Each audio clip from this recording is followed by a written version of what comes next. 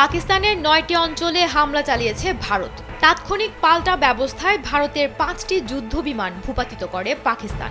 এ লড়াইয়ে কে জিতল তা নিয়ে দুই দেশের মধ্যে বাকযুদ্ধ চলছে। সমান তালে চলছে পাল্টাপাল্টি দোষারোপ।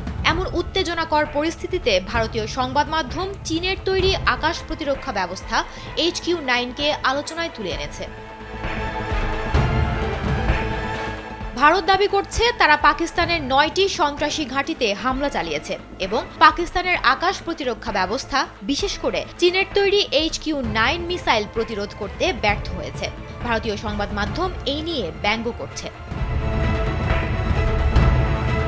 স্যান্ডেলিনা সো, রূপচর্চায় আভিজাত্য।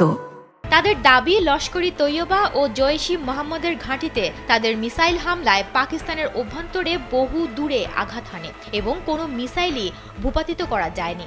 যদিও HQ-9 রাশিয়ার S-300-এর মতো দূরপাল্লার আকাশ প্রতিরক্ষা ব্যবস্থা এবং শত্রু মিসাইল শনাক্ত করে ধ্বংস করার কথা। ভারতের হামলা পাকিস্তানের প্রতিরক্ষা ব্যবস্থা ও চীনা প্রযুক্তির কার্যকারিতা নিয়ে প্রশ্ন তুলেছে।